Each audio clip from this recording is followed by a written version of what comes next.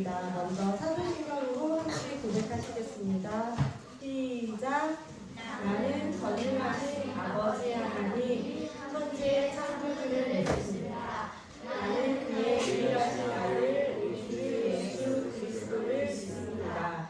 그는 성령으로 잉태되어 동정녀 마리아에게서 나시고 본디오 빌라도에게 고난을 받아 십자가에 못 박혀 죽으시고 장사된 지 사흘 만에 죽은 자 가운데서 다시 살아나셨으며 하늘에 오르시어 전능하신 아버지 하나님 우편에 앉아 계시다가 거기로부터 살아있는 자와 죽은 자를 심판하러 오십니다.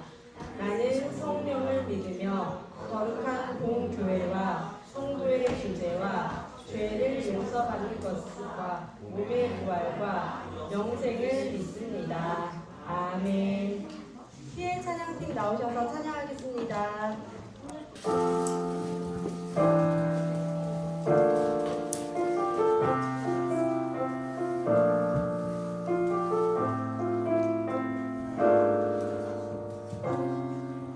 우리 모두 예배하는 자 되어 온전히 영과 진리로 주를 예배하자.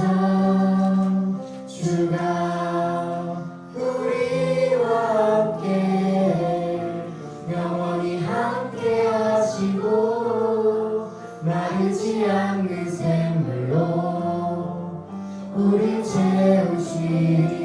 우리 모두 예배하는 자 되어 온전히 영과 진리로 주를 예배하자. 주가 우리와 함께 영원히 함께 하시고 마르지 않는 샘물로 우리 채우시리라. 우리 모두 예배하는 자 되어 온전히 영과 진리로 주를 예배하자. 주가 우리와 함께 영원히 함께 하시고 마르지 않는 샘물로 우리 채우시리라. 우리 다 함께 자리에 일어나서 앞에 율동과 함께 찬양하시도록 하겠습니다. 모두 자리에서 일어나 볼까요?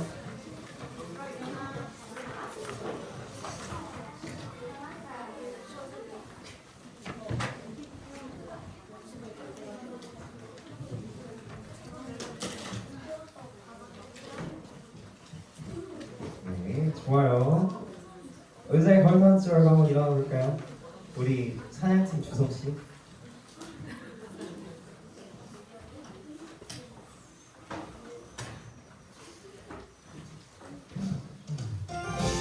네, 율동과 함께 찬양하시겠습니다.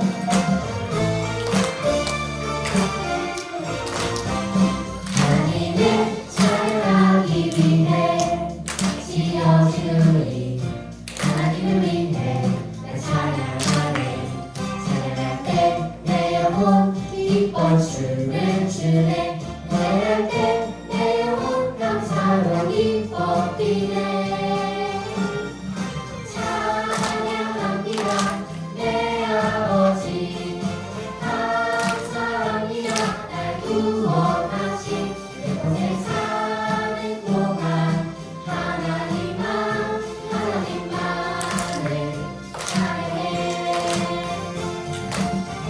다시 한번 찬양하시겠습니다.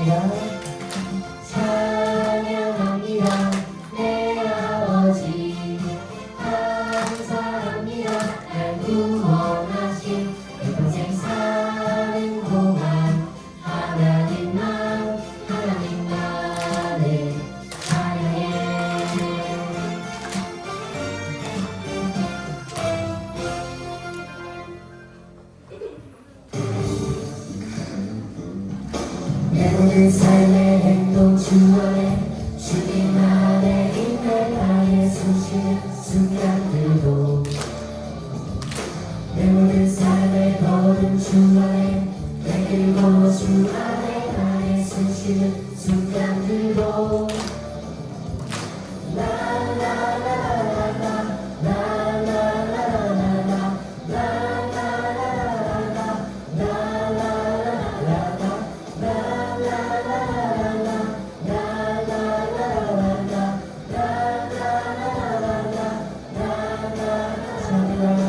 자비와 은혜의 물결 어디서나 주 얼굴 보내 주 사랑 날 붙드네 오 놀라운 주님의 사랑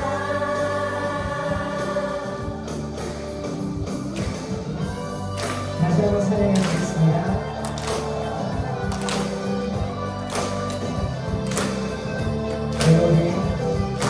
내 모든 삶의 행동 주 안에 주님 안에 있네 나의 숨쉬는 순간들도 내 모든 삶의 걸음 주 안에 내리고 주 안에 나의 숨쉬는 순간들도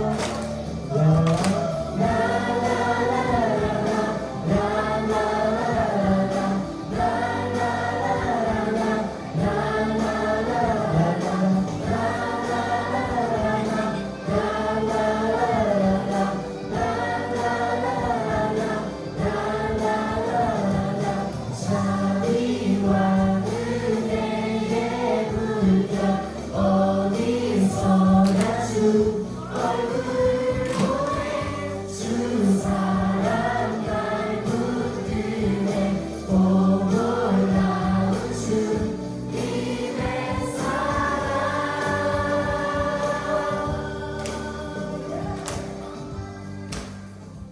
우리 다 함께 자리에 앉아서 나주님의 기쁨의 이름을 찬양하시겠습니다.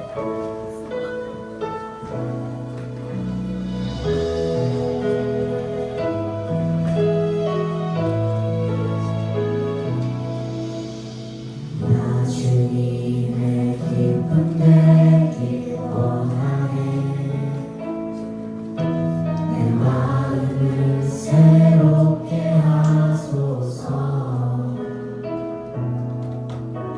새 노래가 되게 하여 주사 주님의 빛 비추게 하소서 내가 원하는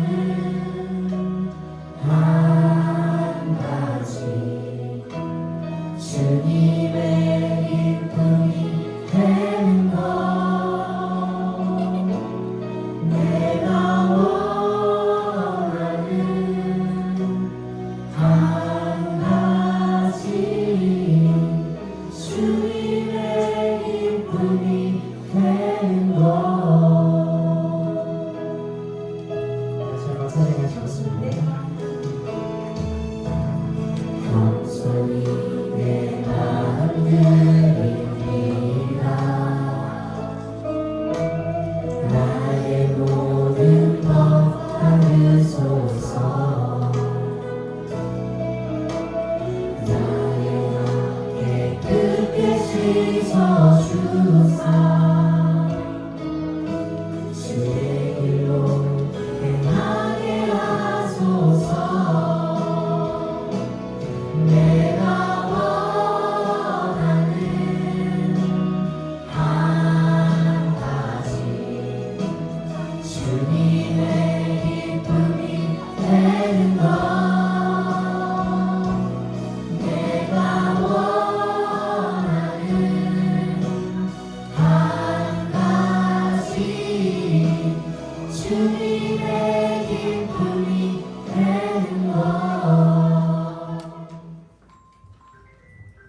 이제 부활절이 지났는데 예수님이 우리를 구원하신 것처럼 우리도 우리보다 힘든 친구를 돕고 챙길 수 있게 도와주세요. 이제 날씨가 풀리고 더워지는데 우리 친구들이 더운 날씨 이겨낼 수 있게 해주세요. 또 학교에서 별 탈 없이 즐겁게 다닐 수 있게 해주세요. 오늘도 교회에 문제 없이 나올 수 있게 해주셔서 감사합니다. 모든 말씀 예수 그리스도의 이름으로 기도합니다. 아멘. 오늘 성경 말씀은 열왕기상 17장 1절에서 7절 말씀입니다. 네, 그럼 선생님이 읽겠습니다. 1절은 선생님이 읽고 2절은 친구들이 읽어주면 좋을 것 같아요. 길르앗에 우거하는 자 중에 디셉 사람 엘리야가 아합에게 말하되 내가 섬기는 이스라엘의 하나님 여호와께서 살아계심을 두고 맹세하노니 내 말이 없으면 수년 동안 비도 이슬도 있지 아니하리라 하니라. 시작. 여호와의 말씀이 엘리야에게 임하여 이르시되 너는 여기서 떠나 동쪽으로 가서 요단 앞 그리 시냇가에 숨고. 시작. 그 시는 물을 마시라. 내가 하나님께 명령하여 그의 먹이게 하리라. 그가 여호와의 말씀과 같이 하여 곧 가서 요단 앞 그리 시냇가에 머물매. 사람이 이르기 아침에 떡과 고기를 저녁에 떡과 고기를 가져가고 그가 시는 물을 마셨으나 다 같이 읽을까요? 땅에 비가 내리지 아니하므로 얼마 후에 그 시내가 마르니라. 아멘. 설지영 전도사님 나오셔서 말씀 전해주시겠습니다. 친구들 오늘 화면이 조금 깜빡깜빡 이상한데 말씀 듣는 때만큼은 잘 들어오고 있는 지난 시간 이야기를 잘 기억하고 있는지 저는 질문을 한번 해볼게요. 이스라엘은 어떤 나라와 어떤 나라로 나뉘었을까요? 다경이가 제일 먼저 들었어요. 어떤 나라? 아, 맞았어. 남유다와 북이스라엘로 나뉘었어요. 남유다의 왕의 이름은 그러면 무엇이었을까요? 현수. 남유다의 왕. 헷갈리기 시작합니다. 뭐라고? 뭐라고? 르홉 왕이었어요. 그러면 북이스라엘의 왕은 누구였을까요? 라임이. 맞았어. 여러 번도 되게 비슷했는데 맞아요. 남유다 왕의 이름은 르홉 왕. 누구의 아들이었어요? 뭐라고? 맞아. 여러분들 생각하는 솔로몬의 왕이었고 그리고 그의 로보암의 신하였던 사람이 북이스라엘의 왕이 되었어요. 오늘은 남유다와 북이스라엘 중에 북이스라엘의 이야기를 만날 거예요. 북이스라엘의 왕 여로보암은 하나님께서 기뻐하시는 왕이었나요? 아니었죠. 북이스라엘의 여로보암 왕은 우상을 섬겨서 하나님의 마음을 되게 아프게 했던 사람이었어요. 하나님의 길이 아니라 죄의 길을 걸었던 사람이죠. 하나님께서 기뻐하시는 왕이 되려면 하나님의 뜻을 따르고 하나님의 길을 가야 하는데 그렇다면 여로보암 다음에 세워지는 왕들은 하나님의 길을 따라가는 사람들이었을까? 성경을 보니까 오므리까지의 왕들은 여로보암의 길을 따랐다라고 적혀 있어요. 즉 여로보암이 행했던 것처럼 계속 우상을 섬기며 따라갔던 사람들이었다라는 뜻인데요. 그러면 오므리 다음에 세워진 왕들은 과연 하나님을 따랐을지 오늘 말씀을 통해서 한번 들어보도록 하겠습니다.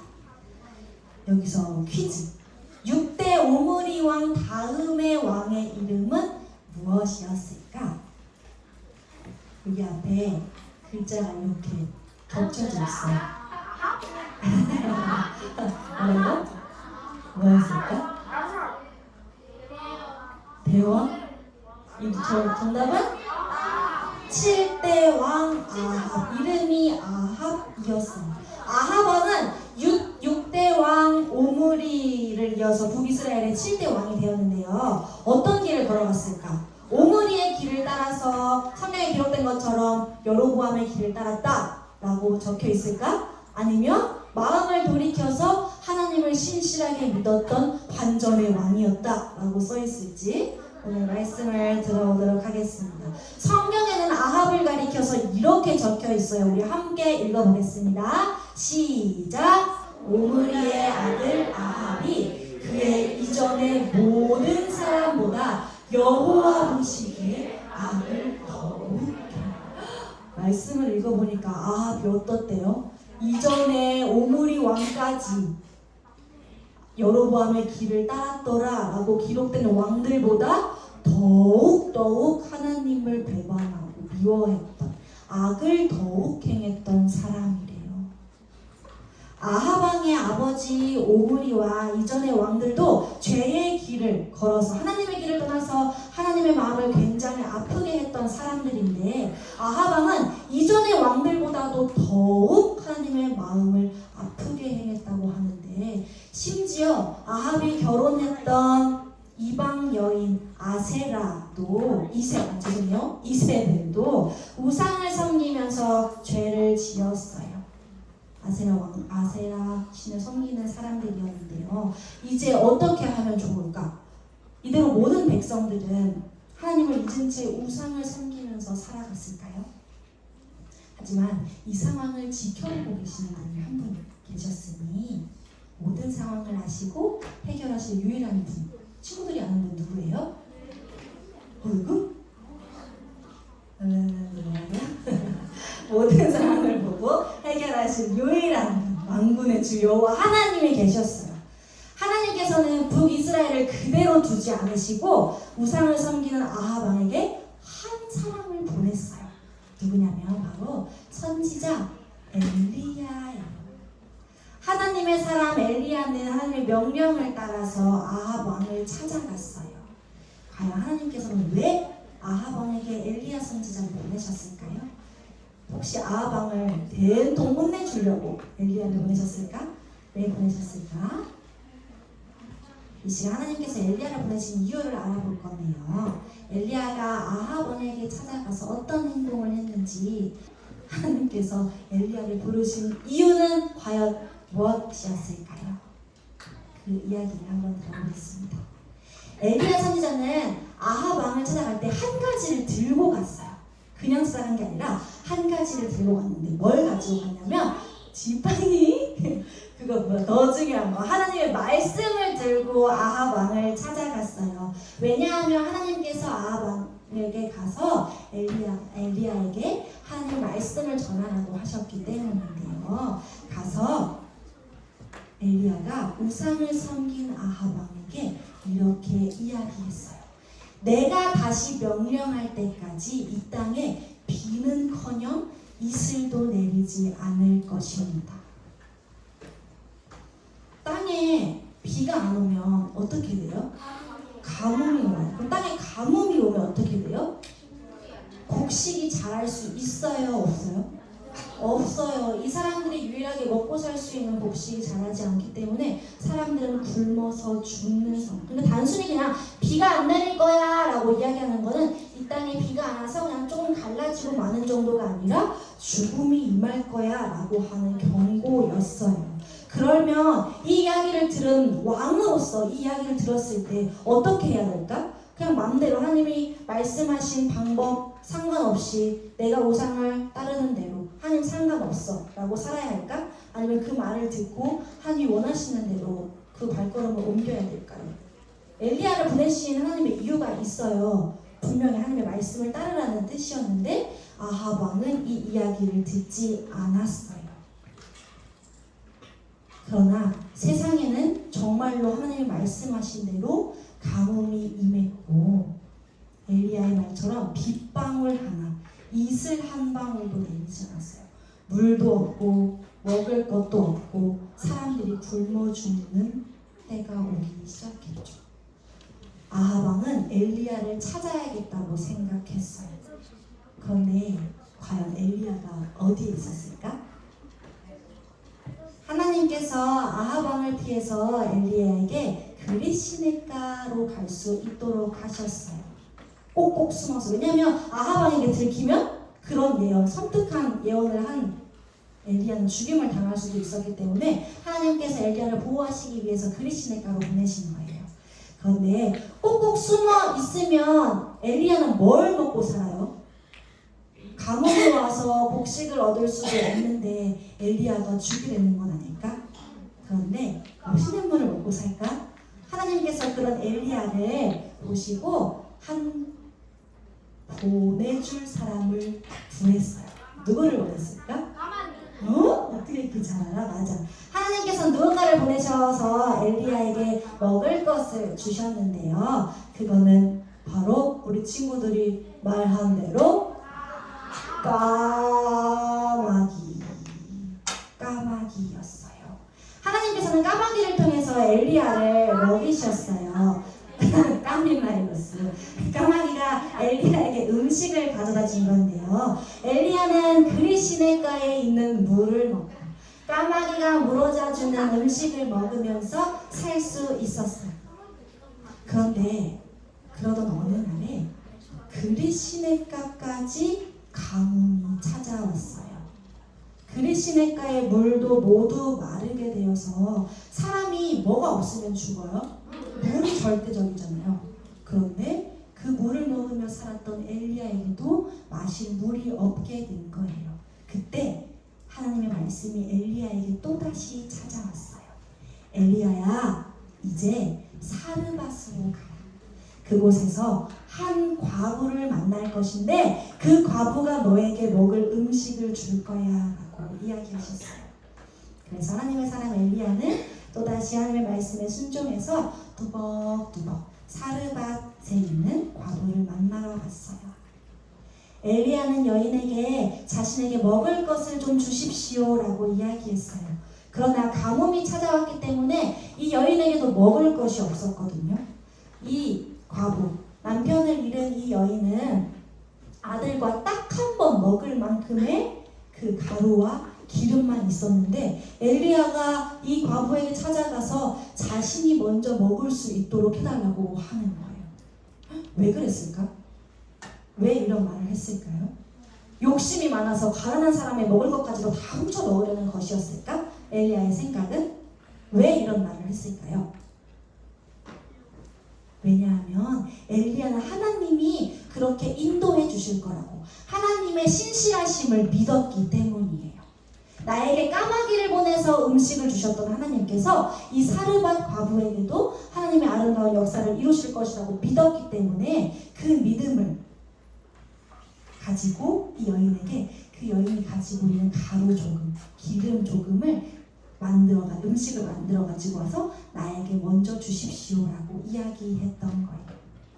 여인은 엘리야의 말을 듣고 순종해서 음식을 만들어서 엘리야에게 먼저 주었어요.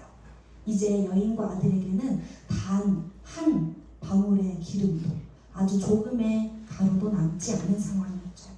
그러나 하나님께서는 말씀하신 대로 그 여인이 가지고 있는 밀가루와 기름을 마르지 않게 해주셨어요. 여러 날 동안 엘리야가 이 여인과 함께 있는 동안 그 이후에도 가루와 기름이 떨어지지 않도록 계속 채워주셨죠. 하나님의 말씀을 전한 엘리야도 그리고 하나님의 말씀을 듣고 순종한 사르밧 과부도 하나님께서 돌보시는 그 사랑의 손길을 다시 한번 느낄 수 있게 된 거예요.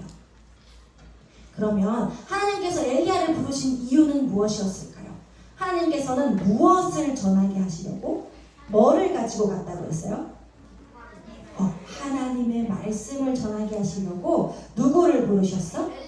엘리야를 부르시고 은혜를 베푸셨어요. 그런데 그 후에도 엘리야의 순종은 계속됐어요. 사르밧 여인의 집에서 은혜를 베푸신 하나님께서는 또다시 엘리야를 아합 왕에게 보내신 거예요. 이제는 내가 이 가뭄을 끝내겠다라고 결심하신 하나님께서 엘리야를 다시 아합에게 가게 하셨어요. 그리고 그 이후의 이야기는 우리가 다음 주에 드릴 건데 엘리야는 이번에도 하나님의 말씀에 순종했어요. 가뭄이 몇 년 동안 이어졌냐면 약 3년 동안 이어졌거든요. 3년 동안 잘 숨어서 하나님의 도우심을 받던 엘리야. 그리고 보내심을 받아서 다시 사르밧 과부에게로 가서 하나님의 신실하신 도우심을 경험한 엘리야의 마음에는 믿음이 충만했어요. 그래서 다시 아합 왕에게로 돌아가라 라고 하신 하나님의 말씀을 따라서 두려움을 버리고 아합 왕에게로 다시 갈 수 있었어요. 더욱 담대하게 하나님의 뜻을 전하러 갈 수 있었죠. 친구들, 하나님께서는 하나님을 믿고 신뢰하는 사람들을 절대로 그냥 내버려 두지 않으세요.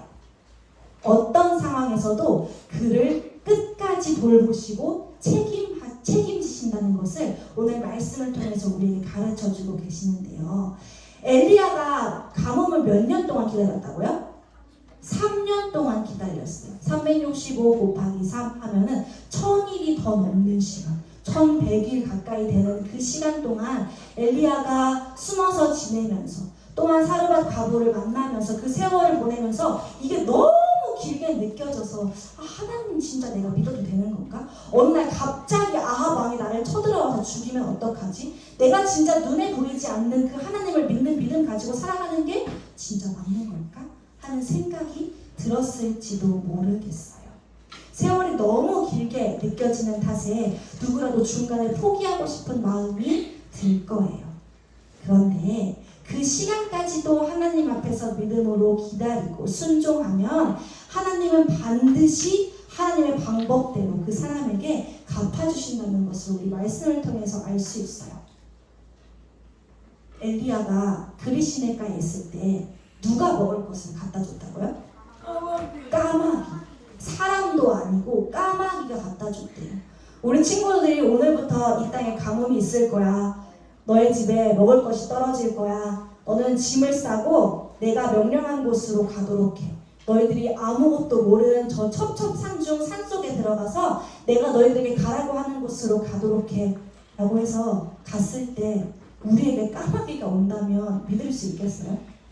하늘에서 그냥 깍깍깍깍 울어대기나 하는 그 까마귀가 나에게 먹을 것을 매일 내가 굶지 않도록 오늘도 어제도 내일도 매일매일 가져다 줄 거라고 한다면 믿을 수 있겠어요? 어떤 친구들은 이 말씀 듣는 까마귀가 먹을 걸 갖다 준대. 까마귀 뭔데? 하늘에서 깍깍 울기만 하는 건데 뭘 날 먹을 걸 갖다 줘? 라고 생각하는 친구들이 있을지도 모르겠어요. 그런데 하나님께서는 이 세상을 말씀만으로 창조하신 분이기 때문에 까마귀를 사용해서 사람들에게 먹을 것을 주시는 것은 피조 창조자이신 하나님에게는 아무 일도 아니에요. 까마귀에게 먹을 것을 공급받았던 엘리야가 만난 하나님은 우리의 하나님이기도 해요. 엘리야의 하나님, 이스라엘의 하나님, 혹은 성경 속에 갇혀있는 죽으신 하나님이 아니라 우리가 믿는 그분, 내 삶을 매일 가꾸어 주시고 내 삶에 먹을 것을 주시고 채워주시고 어제도 오늘도 내일도 영원토록 나의 삶을 붙드실 분은 엘리야만의 하나님이 아니라 우리 친구들의 하나님, 나의 하나님이기도 해요. 하나님은 태초부터 우리를 사랑하시기로 작정하셨대요. 그래서 우리 친구들이 어머니의 뱃속에 있을 때부터 정하셨대요. 우리 친구들이 어머니의 뱃속에서 하나하나 손가락, 발가락 한 개씩 생길 때, 장기가 하나하나 생길 때에 그때 사랑하기로 작정하시고 우리 친구들 어머니 뱃속에서부터 지으셨대요. 그 하나님은 우리 친구들을 영원토록 사랑하기로 결정하셨기 때문에 영원토록 놓지 않겠다고 약속하시는데요. 엘리야를 돌보시고 지키신 하나님이 언제나 우리 친구들과 함께 하셔서 우리 친구들을 지키실 거예요. 그 신실하신 하나님을 믿으면서 이번 한 주도 하나님의 뜻을 따라서 믿음으로 한 걸음 한 걸음씩 걸어가는 우리 소년부 친구들이 되기를 예수님의 이름으로 사랑하고 축복합니다. 함께 기도하겠습니다. 오늘은 전도사님 따라서 기도할게요. 전사님이 이야기하는 대로 기도하겠습니다. 나를 만드신 하나님, 태초부터 나를 사랑하기로 작정하시고 어머니의 뱃속에 있을 때부터 지금도 내일도 영원토록 나를 사랑해 주실 하나님을 믿어요. 하나님을 믿는 믿음으로 하나님의 말씀에 순종하고 하나님을 기쁘시게 해드리는 나의 삶이 되게 도와주세요. 나를 사랑하시는 하나님, 나도 시간이 갈수록 하나님을 더욱 사랑하기를 원해요. 내 안에 하나님을 향한 믿음을 주세요. 예수님의 이름으로 기도드립니다. 아멘. 봉헌하겠습니다. 찬양하면서 봉헌할게요.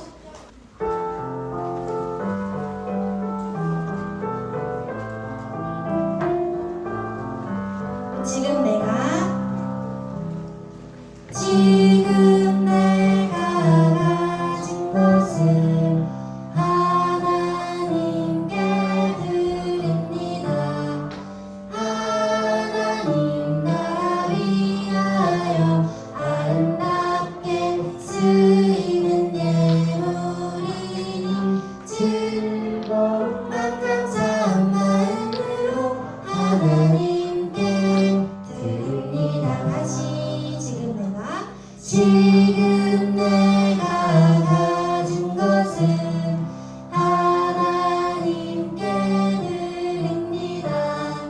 하나님 나라 위하여 아름답게 쓰이는 예물이니 즐거운 감사한 마음으로 하나님께 드립니다. 봉헌 기도하겠습니다. 사랑의 하나님, 우리 친구들의 가정을 축복하셔서 먹을 것이 있게 하시고 입을 것이 있게 하시고 또한 누릴 수 있게 하신 것 감사드립니다. 우리에게 주신 것 10분의 1을 떼어서 드린 친구도 있고 감사 기도의 제목을 담아서 드린 친구들도 있고 예배에 나온 것을 기뻐함으로 주님 앞에 드린 친구들도 있습니다. 하나님, 이 헌금에 담겨진 우리 친구들의 마음, 우리 가정의 마음을 주님께서 아시니 하늘의 것으로 채워주시고 하나님을 아는 지혜로 채워주셔서 날이 갈수록 하나님을 향한 사랑 안에서 더욱 크게, 넓게, 깊게 자라날 수 있도록 인도하여 주옵소서. 특별히 드려진 이 헌금이 하나님의 나라를 위하여 아름답게 쓰이기를 원합니다. 주님의 복음을 알아야 하는 자들에게 우리 친구들의 손길을 통하여서 하나님의 아름다운 역사가 전달될 수 있게 해주셔서 주님의 복음이 세워질 수 있게 해 주옵소서. 예수님의 이름으로 기도드립니다. 아멘. 주기도문으로 오늘의 예배를 마치겠습니다. 하늘에 계신 우리 아버지, 아버지의 이름을 거룩하게 하시며 아버지의 나라가 오게 하시며 아버지의 뜻이 하늘에서와 같이 땅에서도 이루어지게 하소서. 오늘 우리에게 일용할 양식을 주시고 우리가 우리에게 잘못한 사람을 용서하여 준 것 같이 우리 죄를 용서하여 주시고 우리를 시험에 빠지지 않게 하시고 악에서 구하소서. 나라와 권능과 영광이 영원히 아버지의 것입니다.